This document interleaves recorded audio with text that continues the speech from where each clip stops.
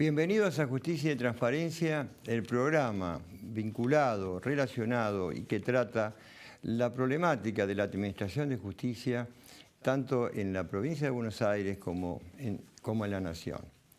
El otro día un vecino se acercó y me dijo, me tocó el timbre y me preguntó, me dice, doctor, encargué una refacción en mi casa, me dejaron todo por la mitad, no aparecieron más, hasta algunos me dejaron los materiales en la mitad de camino, ¿qué puedo hacer? Y hago un juicio, y un juicio es algo problemático, le contesté. ¿Por qué no va a que lo atiendan en la municipalidad o en el colegio de abogados para ejercer sus derechos como consumidor? Hoy el doctor Adrián Ganino, un especialista en el tema, director del Instituto de Derecho del Consumidor del Colegio de Abogados de San Martín, y también presta esa función en esa municipalidad, nos va a ilustrar a usted, señor, a ver qué hacemos con esos pequeños problemas que tantas veces nos arruinan el día y un poco más. Les cuento que el gran Vittorio De Sica, en 1964, firmó una película que se llamó Ayer, Hoy y Mañana. En uno de los episodios, la gran Sofía Loren hizo el papel de una mujer que había sido condenada a ir a la cárcel. Pero en Italia, en la Italia de la década del 60, ninguna mujer que estuviera embarazada podía ir presa. Por eso el núcleo de la película era que Sofía Loren, cuyo marido era Marcello Mastroianni, quedaba embarazada de manera permanente para evitar ir a la cárcel. El final de la película lo tendrá que ver en algún videoclub, pero este tema, el de la mujer, la cárcel, género y cárcel, lo va a tratar hoy una especialista de una extraordinaria carrera y conocimiento, la doctora Graciela Angriman. Ahora, en instantes, después de una breve pausa, acá, en Justicia y Transparencia. Auspician Justicia y Transparencia.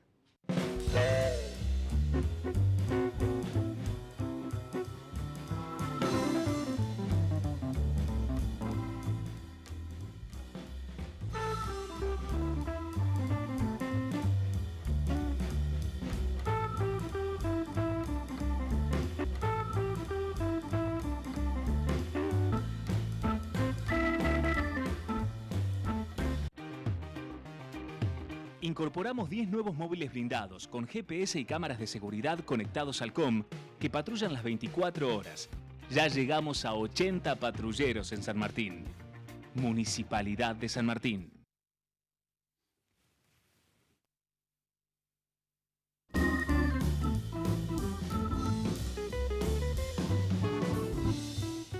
Seguimos en Justicia y Transparencia y como les acabo de adelantar, vamos a hablar ahora sobre su derecho, señora, a tener un servicio bien prestado y que usted paga y que tiene derecho a tener la debida respuesta, tanto como consumidor o consumidora o como usuario o usuaria. El doctor Adrián Ganino, les adelanté, acá está conmigo.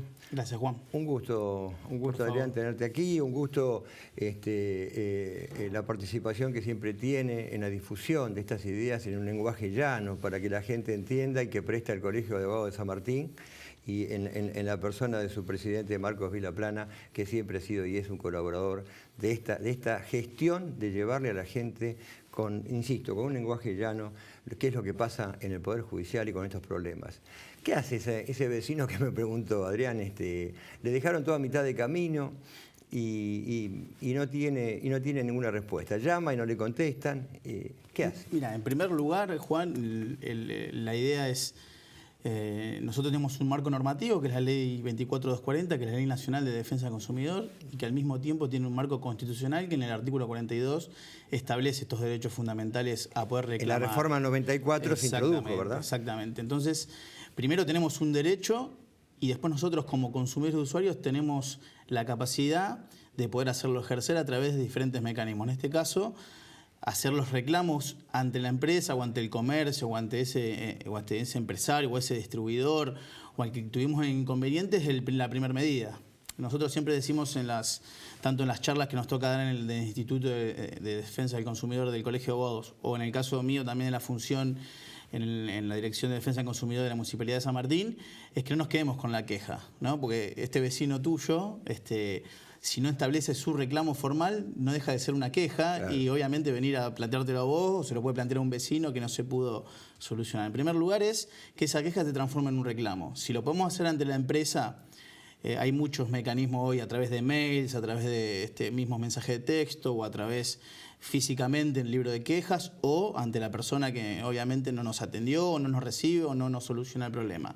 Hecho esto, y no nos dan la atención debida o la respuesta debida, sí iniciar el reclamo en defensa del consumidor, porque ya con ese reclamo previo que nosotros no lo anoticiamos a la empresa o a ese comerciante de que no cumplió con la obligación que tenía de entregar ese material o dar un servicio acorde a las prestaciones que publicita y demás, nosotros intervenimos en ese reclamo. Ahí nosotros vamos a tener el dato. Acá te paro un segundo, ahora sí. Seguimos, pero para dejar en claro a la gente, porque una de las primeras dudas que hay es, ¿qué hago?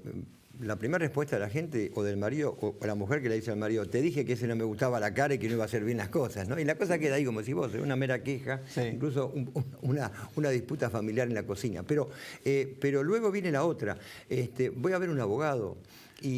O tengo esta alternativa, que es la que vos ahora vas a desarrollar, porque yo lo digo como abogado, muchas veces hacer un juicio que tiene un costo operativo determinado, ¿no? que sabemos los dos que es mínimo, y que ese mínimo por lo general supera, y el tiempo que puede llevar por otra parte, supera la posibilidad real de hacer una vía judicial. Por eso aparece esta alternativa, que es mucho más directa, más práctica, ¿no es cierto? Es más directa, es más práctica, es más rápida que la justicia judicialmente hablando, porque tenemos otros tiempos, los administrativos son distintos a los tiempos judiciales, y nosotros tenemos todas las herramientas y todas las facultades que nos da la ley. Nosotros como ente de autoridad de aplicación, administrativo, local, tenemos la capacidad de recibir esos reclamos. En la municipalidad. En la municipalidad estamos hablando, ¿no?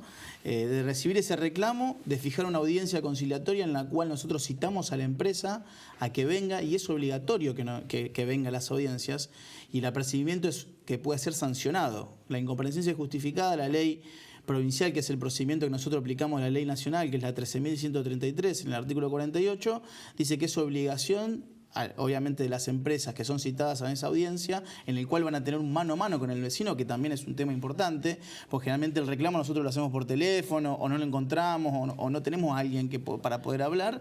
Entonces tiene que venir un representante de esa empresa y escuchar la problemática del vecino cara a cara. Pero esto es muy importante lo que decís, porque vivimos una época donde muchas empresas prestatarias de servicios casi directamente no tienen oficina de atención al público. Totalmente. Y todo es un 0800, donde la gente se gasta llamando, escucha la grabación y se pone mucho más nerviosa y la pasa peor todavía.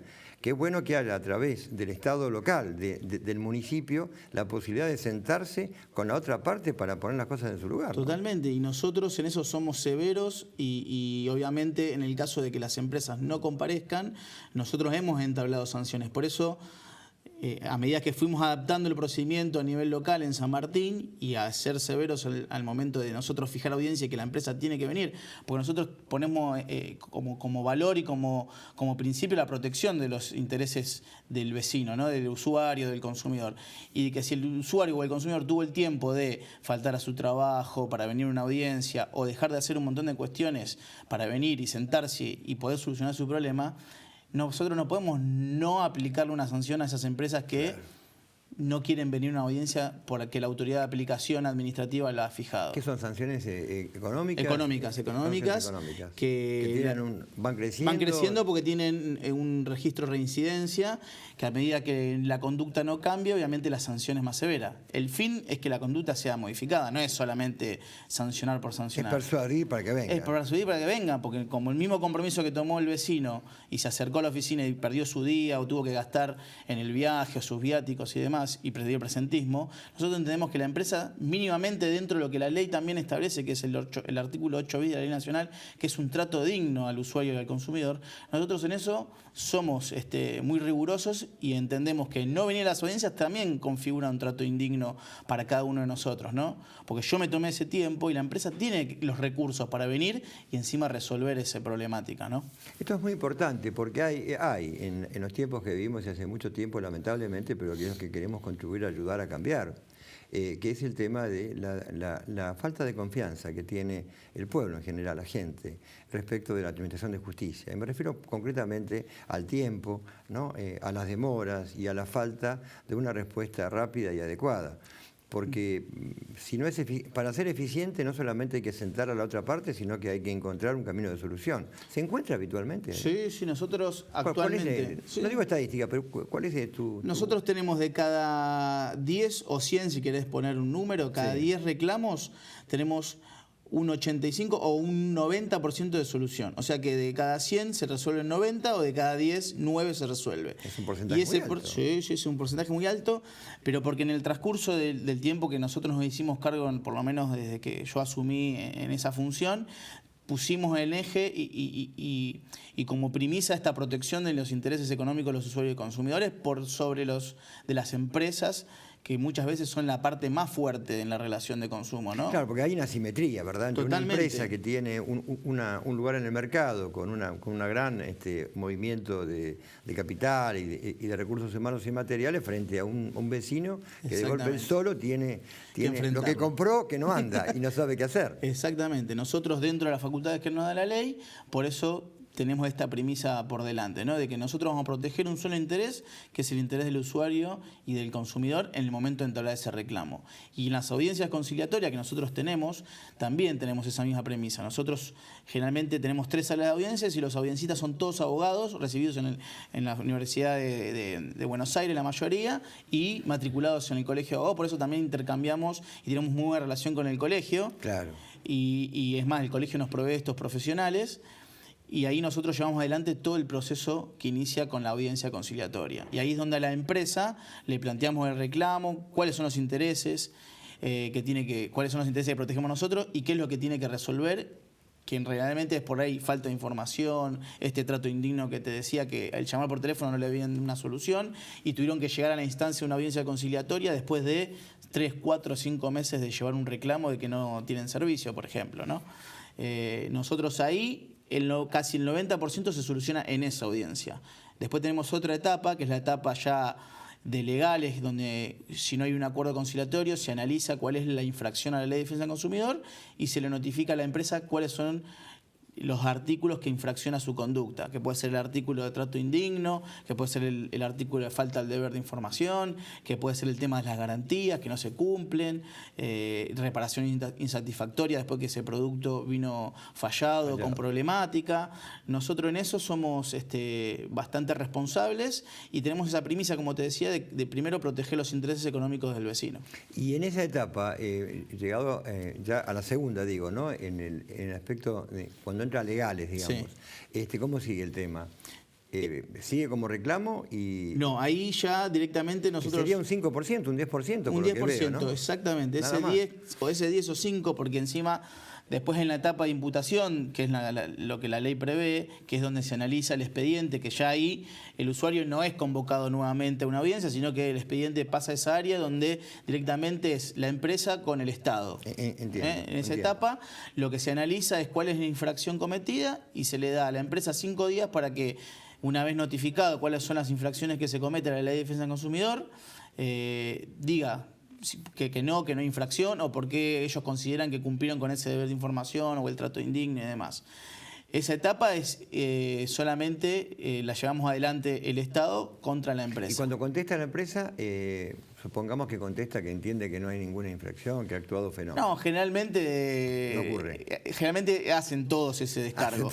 Hacen todo ese descargo, pero queda demostrado generalmente en el expediente esta falta de respuesta en un plazo prudencial. Por eso nosotros decimos que no quedarnos con la queja y entablar primero el reclamo. Claro. Porque en el reclamo usted ya le avisa a la empresa, mirá, está pasando esto. Ya está marcando el límite. Ya está pasando esto. Tenés, de acuerdo al hecho o al reclamo o al servicio, tenés plazos. Por ejemplo, si es un servicio público o si es un servicio de comunicaciones, tanto los entes reguladores como el Código Administrativo, como el Código de Defensa del Consumidor y demás, tiene plazos para empezar a responder ¿Y esa qué empresa. ocurre si no da respuesta adecuada? Si no da respuesta Ese bajo adecuada. porcentual, para Sí, que la sí, gente sí, se quede sí. tranquila, la menor parte Es lo la menor resuelve el parte. tema. Pero digamos, si alguien tiene la mala suerte de que le toque la empresa que está en ese porcentaje bajo. Obviamente se le notifica a la empresa cuál es la infracción cometida, la empresa contesta, se analiza el descargo, generalmente no se hace al lugar del descargo porque queda acreditado en el expediente que tuvo tiempo suficiente para dar respuesta.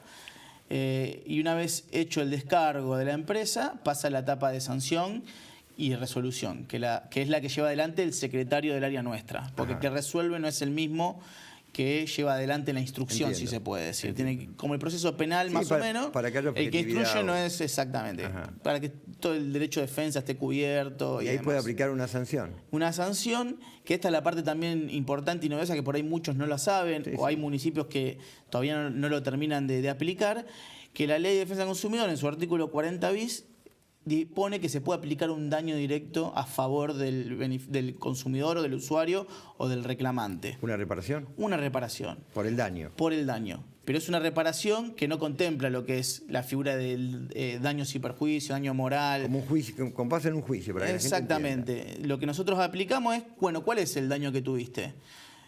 Compraste el televisor, no te anduvo, te salió 5.000, 15.000, 10.000 pesos. Eso actualizado el valor, que el expediente tiene que ser resuelto, ¿cuánto está? Bueno, tu daño directo a favor tuyo que la empresa te va a tener que devolver por ese producto defectuoso que no cumplió con las... Es el valor Ese es el actualizado valor. del monto que pagaste. Exactamente, ese es el valor que tiene que pagarte la empresa a vos.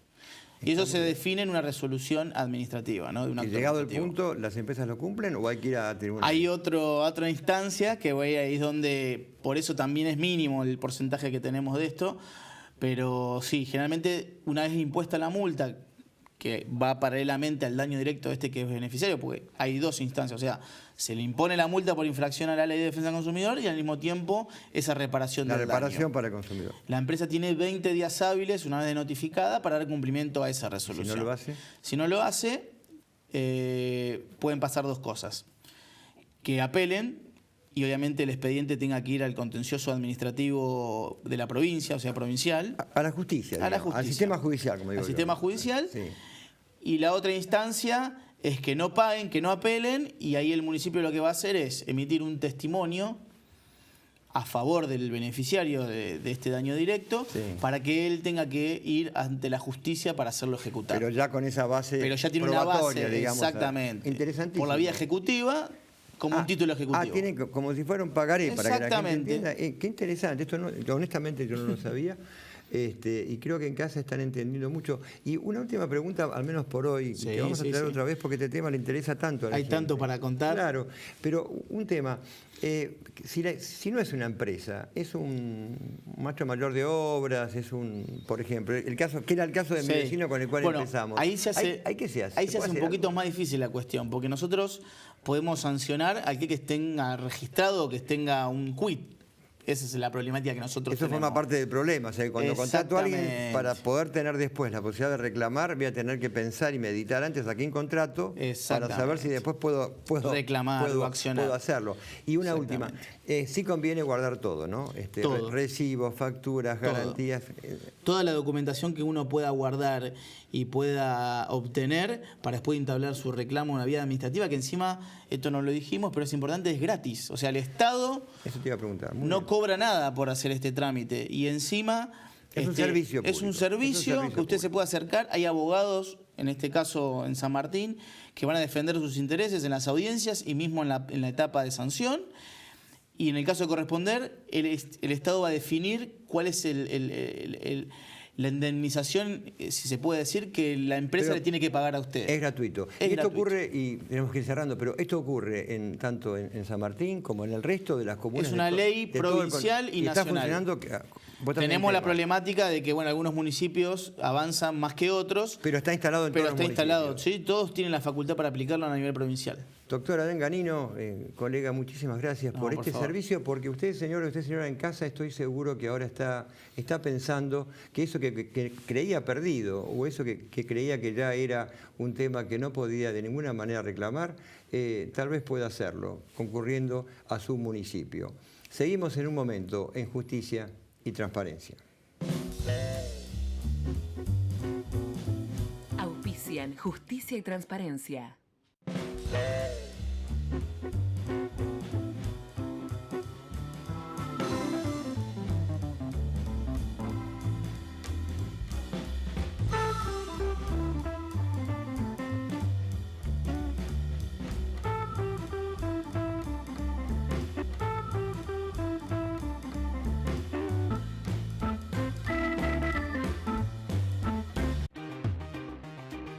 Incorporamos 10 nuevos móviles blindados con GPS y cámaras de seguridad conectados al COM que patrullan las 24 horas. Ya llegamos a 80 patrulleros en San Martín. Municipalidad de San Martín.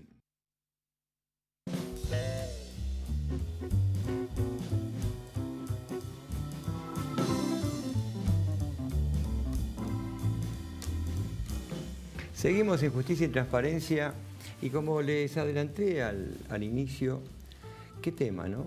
La cárcel y la mujer, la cárcel y el género. Y no es un tema frecuente y solamente quien tiene mucha experiencia, a pesar de ser muy joven, y que tiene un gran caudal de información jurídica y cultural puede abordar un tema tan particular. Estamos, como les dije al principio, con la doctora Graciela Angriman. Un gusto, Graciela. Un gusto, Juan Carlos. Un gusto para todos. Graciela Angriman es jueza correccional, el Correccional 5, ¿no? 5. De Morón, ya hace unos años. Yo la conocí como colega ejerciendo la profesión. Así que tiene esa doble experiencia que yo siempre destaco, ¿no? El abogado que ejerce privadamente, que ejerce como un francotirador, como digo yo, y después que salta, como se dice habitualmente, el mostrador, y del otro lado, como si lo hubiera, en mi opinión, y del otro lado viene actuando como juez hace tantos años. Y aparte es docente universitaria. Y vos escribiste un libro que se llama Cárcel y Género. Sí, Derechos de las Mujeres, Género y Prisión. Ahí está el nombre, Derechos de las Mujeres, Género y Prisión. Pero el tema es ese, ¿no? Es ese, pero que es mi tesis doctoral, es una investigación que yo hice, que en realidad es las implicancias que tiene el entrecruzamiento de la cuestión de género y el poder penal, que se manifiesta más agudamente en el ámbito carcelario, ¿no? Claro, como... yo siempre digo que la cárcel, bueno, vos lo sabés como yo porque has litigado y tenés una experiencia tan vasta. La cárcel es el lugar que expone agigantadamente las peores miserias sociales. Las hace macroscópicas, ¿no? Exactamente. Entonces, yo pensé en la cárcel como un excelente laboratorio para indagar cuáles son las implicancias de este orden social patriarcal frente al poder penal, frente a la mujer, y de ahí creo que hay algunas conclusiones que son aplicables a todas las formas de violencia. Ahora, Graciela, antes de entrar entonces al tema puntual de la cárcel, de tu libro, de tu tesis, hoy en día está el tema de la cuestión de género está en boca de muchos y muchos con mucha ignorancia por lo general, y algunos repiten cosas y lo trasladan por los medios.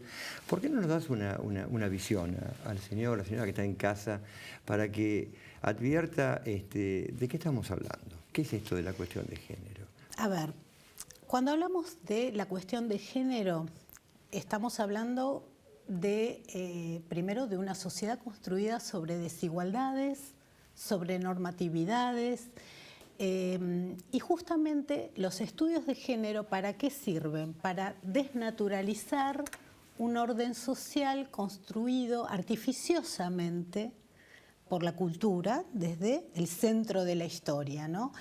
Y que actualmente nos sirve, o sea, por este redescubrimiento de lo que es la perspectiva de género, nos sirve como un análisis para todos los planos de la vida institucional, para interpelarnos, y me parece que es una herramienta muy útil justamente porque luchar contra la discriminación contra la mujer es también un paso importante para luchar contra otras discriminaciones y para construir sociedades donde no nos veamos como enemigos y construir sociedades con una pretensión de paz razonable, ¿no? En definitiva, en el siglo XIX, en la Constitución del 53, de 1953, ya se planteó el tema de la igualdad ante la ley, ¿no es cierto? De todos por Sí, lo que igual. pasa es que era una Sin igualdad embargo, para iguales. Bueno, a eso iba, a eso iba. La Constitución del 53 era el modelo de igualdad de la Revolución Francesa. Vos pensás que estos señores hicieron una gran revolución, las mujeres también fueron con todo, pero no, la igualdad era para iguales, como decía Mafalda, ¿no? Entonces era una igualdad que amparó a los varones blancos, propietarios, no ancianos, y las mujeres quedaron excluidas realmente, a punto tal que un grupito dijo, no, hay que aprobar la Declaración de Derechos de la Mujer y Ciudadana. Como una cuestión aparte. Porque quedaron afuera. Excluidas. O sea, a ver, nosotros en la facultad nos enseñaban, ¿no?, de los filósofos de la Ilustración, pero estos señores no estaban para nada a favor de que nosotras estudiemos, de que trabajemos, de que podamos participar en la vida cívica. Mirá cómo será que este grupete de mujeres terminaron en la horca. Claro. Y yo digo, la cuestión de género, ¿por qué es nueva? Y es nuevo porque esto nos costó lucha de sangre a las mujeres y recién fuimos reconocidas como ciudadanas hace 50 años. Vos sabés que en la facultad un profesor que fue muy conocido no precisamente por su pensamiento democrático. Yo recuerdo, esto lo cuento porque lo vi yo, que una joven fue a dar examen libre, ¿no?, de una materia que era Derecho Comercial, si no me equivoco, y estaba con un notorio estado de embarazo. Y a la primera pregunta que le hizo dudó en contestar y directamente le dijo, señora, usted no tiene que estudiar Derecho, usted tiene que irse a su casa a cuidar a su marido, y porque usted va a tener un hijo, no venga a perder el tiempo acá. Y esto no pasó en el siglo XIX, esto pasó hace unas décadas, no hace tantas, estoy hablando de en la década de los 70. Sí, efectivamente, en la facultad uno ya percibía en el ámbito del derecho la desigualdad en la cual se plasmaba la propia enseñanza del derecho, ¿verdad, no? Y se sigue plasmando. Y se sigue plasmando. Y se sigue plasmando porque hay resistencias muy fuertes. A ver, estas desigualdades y otras desigualdades.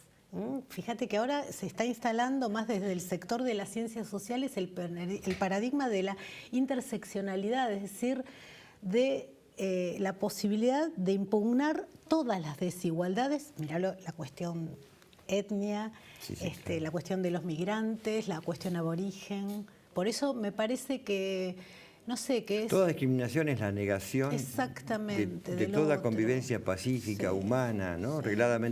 Jurídicamente arreglada, de la Constitución. La discriminación eliminan las bases mismas de la humanidad, ¿no? Sí, la dignidad humana misma es eso. Por eso me parece que poder reconocer el derecho a la diferencia en y en todos los ámbitos, me parece que uno va sembrando para construir la paz, ¿no? Y para poder... Ahora, Graciela, unos hombres y mujeres, ¿no?, lo decimos en el sentido general, somos hijos de nuestro tiempo, ¿no? Y entonces uno tiene una aproximación con la vida y con la realidad a partir del roce de la experiencia. Yo siempre he dicho, incluso en la facultad, que en la década del 40, si no me equivoco hasta el 46, en caso de divorcio, decía el Código Civil argentino que la mujer debía ser depositada en casa honesta. Y la palabra depositada, a mediados del siglo pasado, o sea, estamos hablando, no estamos hablando de la prehistoria. Ahora, sin embargo, vinieron las reformas y ha habido un avance que hoy nos ha llevado tanto en la legislación como en la formulación ideológica, ¿no?, hacia la igualdad. De hecho, cuando yo ingresé al Poder Judicial, yo no recuerdo que creo que no había juezas, por ejemplo, acá en el conurbano. Había muy pocas, sí había, no me acuerdo, pero eran escasas. Y de golpe uno empieza a ver, ¿no? Digo el Poder Judicial como un ejemplo, como una lupa puesta ahí, pero me parece que pasa en otros casos de administración, desde Ejecutivo a nivel de presidencias, en el Poder Legislativo. Lo que quiero decir es, no quiero optimizar y no ver la realidad, lo que quiero es advertir lo positivo de una sociedad que ha empezado a darle una cabida más igualitaria, ¿o no es así? Es y no es. A ver, por es eso. y no es, porque, o sea... Esto es una idea de lanzar el tema para ver qué pensamos. Es un avance desigual y muy contradictorio el de la mujer y no nos tiene que llamar a engaño. A ver. Vos lo dijiste muy bien. Nosotros creo que tenemos un nivel de expansión de reconocimientos de derecho Sí. que no guarda correlato con la realidad. O sea, todavía la simetría entre el desarrollo del derecho y la realidad es muy amplio. Y es muy buena la observación que vos hacés en dos sentidos. Primero, a ver, las mujeres y los hombres del campo jurídico también estamos criados dentro de una sociedad patriarcal. Incluso por más de que nos capacitemos en género, en estudios de género, digamos, no nos podemos disociar de todo un proceso de socialización temprana donde a mí me criaron para que sea rubia, me maquille, para que, qué sé yo, cocine. Esto no le salió nada bien. Claro, o sea... Para ser dócil, sumisa, ser esposa, estar en el hogar.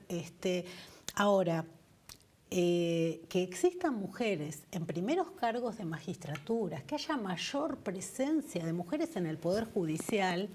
A ver, está Angela Merkel, ¿no? Presidenta de una potencia. Sí. No nos tiene que llamar a engaño, porque la realidad es que todavía la mitad de la población mundial más pobre somos mujeres.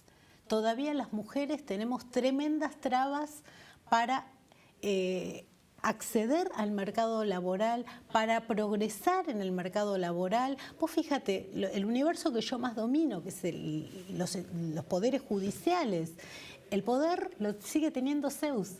Mayormente los cargos de poder, lo que es la justicia federal, los cargos más importantes en el fuero penal, en las Cortes Supremas, todavía sigue siendo ocupado por hombres. Y además, ojo, también yo soy escéptica de plantear la idea de cupos femeninos como ese talismán que nos va a salvar, porque a veces las mujeres... Sí, claro, como los hombres. Participamos, es que, a ver...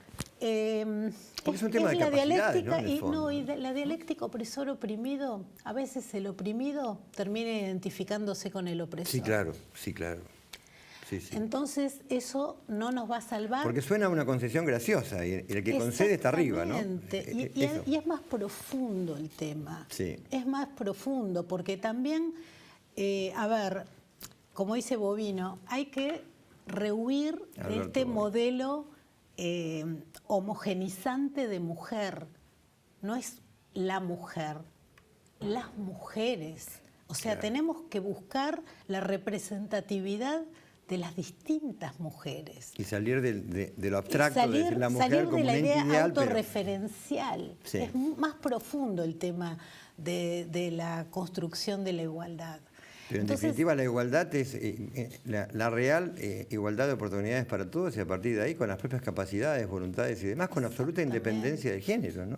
Y aparte también tomando el tema de la multiculturalidad, ¿no es cierto? Claro, no, por supuesto, adecuada a cada ámbito social. Siempre, o sea, la presencia de la mujer, por ejemplo, en el Poder Judicial, yo creo que ha contribuido a dar mayor permeabilidad a las demandas de las mujeres. Yo creo que sí, claro. Pero eso es insuficiente si no lo acompañamos de cambios estructurales, incluso internos dentro de los poderes judiciales y dentro de las instituciones. Si yo dentro del Poder Judicial no busco revertir nichos de discriminación frente a las propias mujeres, nosotros vamos a replicar ese trato antidiscriminatorio. Por eso, ojo, es un buen avance cuando se empiezan a hacer charlas, jornadas de concientización, pero es insuficiente. si no hay cambios más estructurales. Te pongo un ejemplo operativo de la ley. En México, no sé si acabo, yo derecho laboral, la verdad que no sé nada, vamos a invitar a... Ay, yo tampoco. Vamos a invitar a alguna laboralista para que nos aclaren. Pero, por ejemplo, creo que en México, en muchos estados, como ellos tienen, en México cada estado legisla de fondo, ¿no es cierto? Así es. Tienen... el tema de cuando hay un embarazo, cuando nace un hijo, la igualdad ¿cómo se llama? Cuando se le da el plazo posparto a la mujer las licencias. La licencia posparto la dan exactamente igual al hombre y a la mujer. Eso es un avance. Eso es un avance, Eso es un operativo avance. concreto, Acá ¿no? creo que se está Se lo explicamos un poco a la implementando. gente para que, claro, ¿no? Sí, Es eso. Sí, o sea, a ver, hay una cuestión que los estudios de género supieron desmitificar, ¿no? O sea, la construcción del orden social patriarcal se sostiene a través de discursos y uno está arraigado en la función reproductiva de la mujer y a partir de ahí la naturalización de que la cuidadora de los hijos, la que administra el hogar, el encadenamiento de las mujer. funciones que viene ahí. Exactamente, Totalmente que es lo que de acuerdo. dio base a lo que se llama la división sexual del trabajo. Sí. La mujer en el hogar, el hombre afuera, Sí. por las funciones reproductivas de la mujer. Bueno, un paso importante es que también, como lo dicen las constituciones, la Convención contra la Eliminación de la Mujer, que es esencial como política transversal que las funciones de cuidado de los hijos e hijas sean compartidas entre los padres, la madre y la sociedad en su conjunto. Y te cuento algo, en muchos gremios, porque yo tengo alguna relación, voy a dar recursos de capacitación, están implementando estas licencias. Claro, porque lo que siempre se ha dicho es que una empresa prefería tomar a un varón y no a una mujer, porque la mujer después tenía un hijo y venía la licencia y eso desde el punto de vista productivo era un costo que no se quería abonar. Entonces se elegía al hombre. Si los dos tienen el mismo derecho, el mismo plazo, ya esa diferenciación cae, pero en la práctica, ¿no? Exactamente. Por eso es tan importante también, eso se llama políticas de guarda. Ajá. O sea, que en cada lugar de trabajo se le asegure a las mujeres un espacio de cuidado de sus hijos, menores. Eso también son herramientas que permiten a la mujer poder estabilizarse y progresar laboralmente en paridad de condiciones con el hombre. O sea, y hablando de guarda, ¿qué pasa cuando hay mujeres presas? Yo he leído honestamente una parte de todo, no he podido leerlo todo, pero estoy en eso, son 600 páginas creo, más o menos. Pero me parece muy interesante cuando vos ubicás, y quiero que se lo expliques a la gente, a la audiencia, el tema del comienzo de vincular a la mujer con la cárcel a determinados procesos de avance productivo. Es decir, cuando comienza la mujer a ingresar en el mercado laboral, cuando se empieza a independizar. Claro, yo lo que pasa es que hago toda una historización. Pasa esto es para la tele, Claro, como para hacerlo más concreto. Sí. Pero en dos líneas, porque es muy interesante ver de dónde viene este tema. La mujer históricamente estuvo confinada al hogar como el lugar excluyente de su existencia. Cuando la mujer empieza a poner pie en el mercado laboral en la Primera Guerra, porque se necesitaba sustitución de mano de obra barata, empieza muy incipiente y lentamente un proceso que produce un tembladeral en las estructuras familiares y que, enmarcado en lo que se llama el estado de bienestar, bueno, la mujer comienza a ganar su autonomía.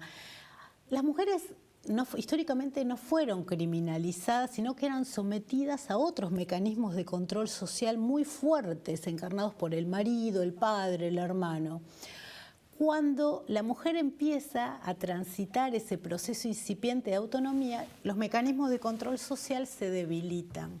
La mujer empieza a poner pie en la calle y parece que... Lo que sí había habido es la criminalización de tono religioso vinculado, Totalmente. ¿no? Las mujeres eran encerradas en conventos. Claro. En conventos. Y algunas fueron a la pira, digo, ¿no? También, sí. Pero, ¿qué pasaba? Por eso la mujer históricamente no tuvo mucha presencia en la cárcel. Esto se empieza a revertir justamente en la década de los 70, la mujer empieza a ser criminalizada por delitos de droga y esto de robos menores, y pega un salto con lo que se llama la guerra contra las drogas, ¿no? Que ahí la mujer es una de esas bajas de esa guerra, ¿no? Graciela, en la provincia de Buenos Aires, tengo entendido, yo siempre digo, cuando yo entré en la justicia en el 71, había 11 cárceles, creo, aproximadamente. Puede haber alguna más en la provincia de Buenos Aires. Ahora hay más de 50, creo 54. que 54. Y van a terminar de construir, según tengo entendido, otras 2. Se están ampliando, Sí, ¿no? Las sí, plazas. sí. ¿Y cuál es la cantidad de cárceles de mujeres que tenemos en la provincia?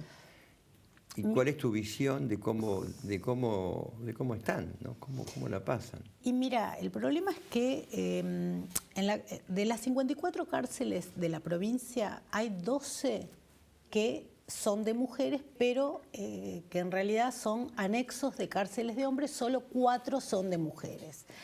El problema es que la mujer siempre fue una proporción ínfima en la población carcelaria, ¿no? En la provincia, a nivel mundial, a nivel regional y nacional también. No es un tema local. No es un tema local. Yo tomé como objeto de análisis la provincia de Buenos Aires, que la investigué a un nivel de tesis doctoral hasta el año 2010, pero no es un tema local. Pero tiene vasos comunicantes con otras latitudes.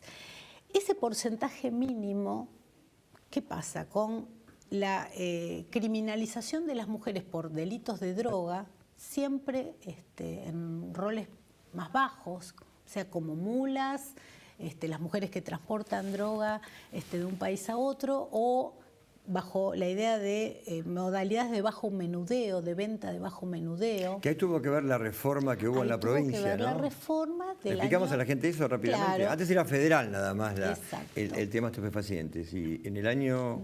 fines de 2005, la provincia empieza a perseguir los delitos más bajos de la ley de drogas, o sea, la venta al menudeo y demás.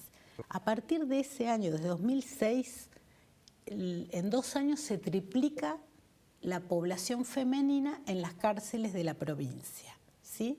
Esto es algo que pasa siempre. O sea que el mayor porcentaje de detenidas o privadas de libertad es por el mayor delito que están detenidas. Que es, 30%, 30 y pico drogas. Es el tema de la ley de drogas. Y el otro se reparten entre otros delitos, pero el grueso está por drogas. Y generalmente, mirá cómo será, ¿no? Lo que es el patriarcado. También comportamientos que reproducen mandatos de género, porque generalmente venden en el hogar para no dejar solos a sus hijos. Por la ventanita.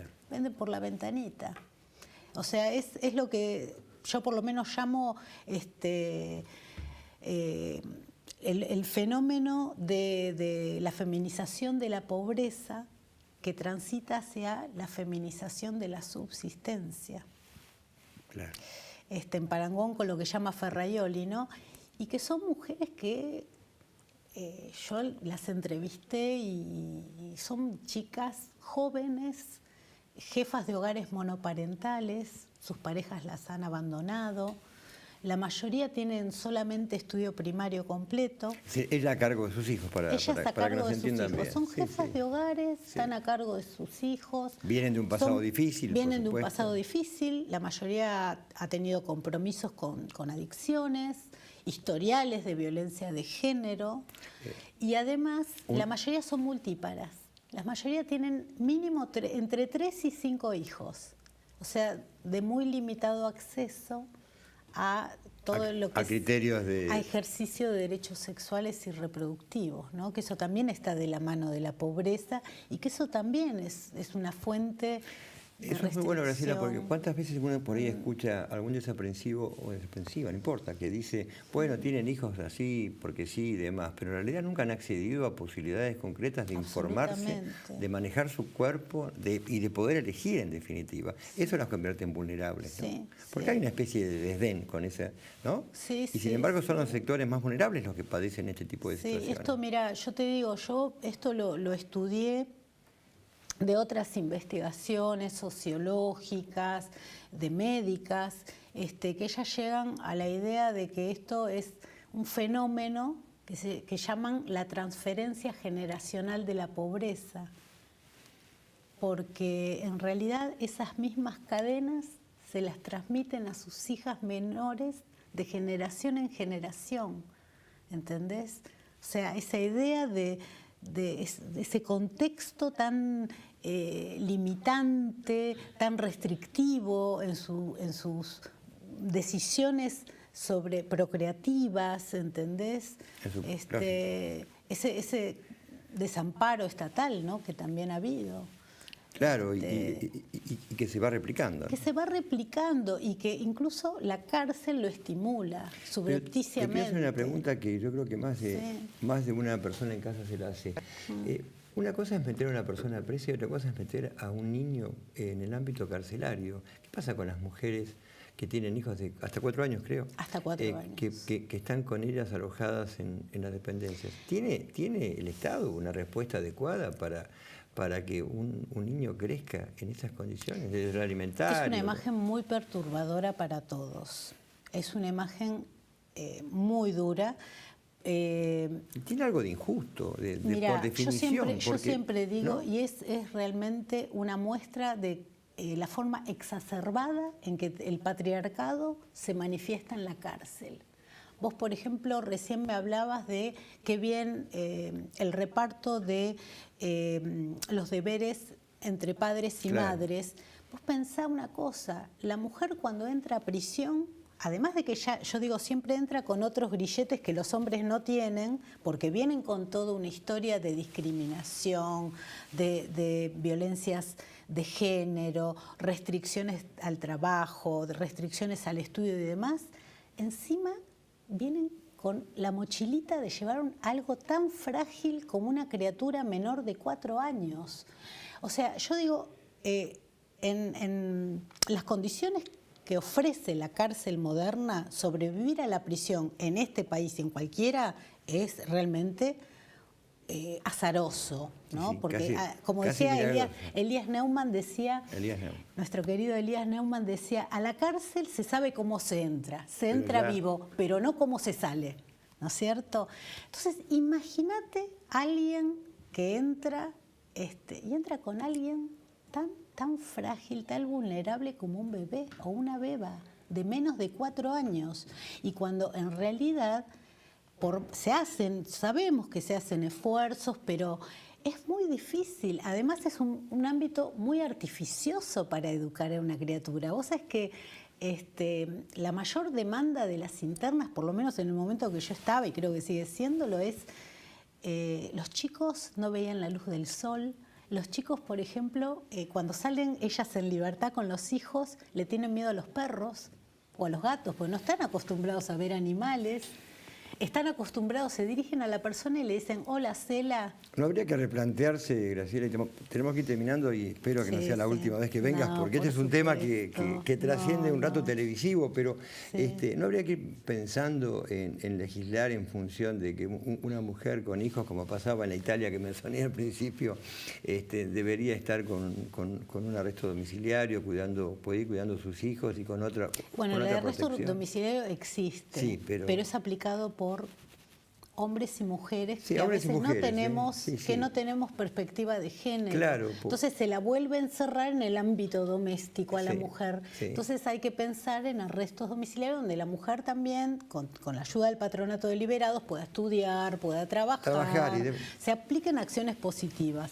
Pero, o sea, la realidad es que la ley de ejecución penal es anacrónica, es del año 94, 95 y realmente me parece que eso, y aparte no es un tema de leyes, es un tema de generar un trasfondo en la cultura jurídica, en las prácticas de las juezas, de los jueces, de los abogados, o sea, es toda una cuestión más compleja, ¿no? Una cuestión compleja que vamos a volver a tocar y a profundizar con la doctora Graciela Angriman, jueza correccional de Morón, una especialista en el derecho de género, en la cuestión de género, y fundamentalmente una enamorada de lo que hace, y una pasión por el derecho y la justicia. Así es. Un gusto haberte tenido para acá. mí, Juan Carlos, un honor. Seguimos en un momento en Justicia y Transparencia.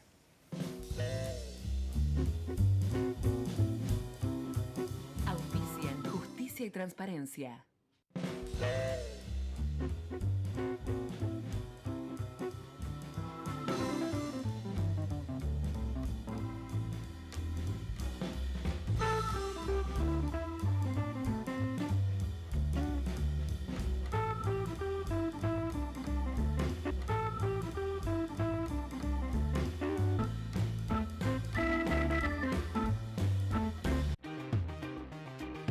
Incorporamos 10 nuevos móviles blindados con GPS y cámaras de seguridad conectados al COM que patrullan las 24 horas. Ya llegamos a 80 patrulleros en San Martín. Municipalidad de San Martín.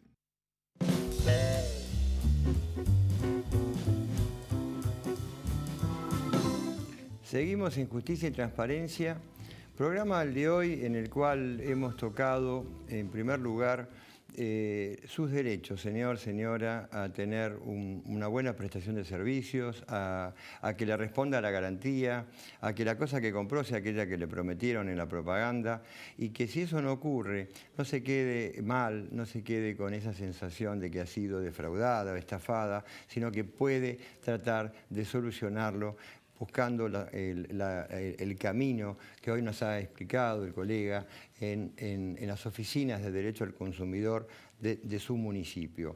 Y eso hágalo, porque si no viene aquello de no se queje si no se queja y todo queda en la nada y usted se queda mal. Hoy nos han dado un panorama muy interesante, más de el 85, el 90% de estos conflictos las empresas lo resuelven favorablemente, así que creo que hoy esto ha sido un servicio de justicia y transparencia para esos problemitas, que no son tan problemitas y que tanto mal nos hacen tantas veces.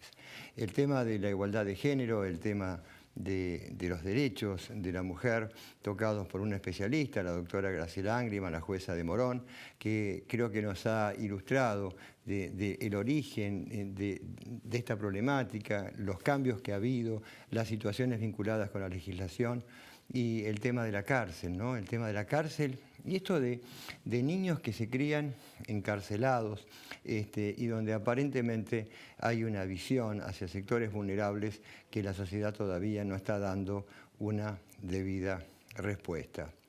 Y por último, este es un programa de derecho vinculado con la Administración de Justicia y en los actuales momentos uno no puede dejar de pensar en que hace unos años en la provincia de Buenos Aires la Procuración, es decir, el órgano fiscal superior de la provincia, estableció una resolución que señaló que ningún hecho donde esté implicado una fuerza de seguridad determinada puede ser investigado por esa misma fuerza de seguridad. Por eso si hay un hecho de violencia institucional, se llama, por ejemplo, por parte de la Policía Provincial, la fuerza que interviene subordinada al fiscal y a los jueces es otra, Gendarmería o Prefectura o Policía Federal, pero nunca el mismo organismo que hizo la investigación. Y esto queda claro, por razones obvias, para tratar de que se pueda llegar a la verdad sin que ésta sea tergiversada, oculta, por la misma estructura de poder que habría participado. En este contexto queda claro que la situación hoy de desaparición forzada de Santiago Maldonado nos debe preocupar a todos y debe haber una pronta respuesta, porque no puede haber un Estado de Derecho que ganado luego de tantas décadas en democracia que pueda estar operando en un marco de seguridad real si no se esclarece un hecho de estas características, si no sabemos qué pasó y qué está pasando hoy con Santiago Maldonado. Hasta el próximo programa de Justicia y Transparencia.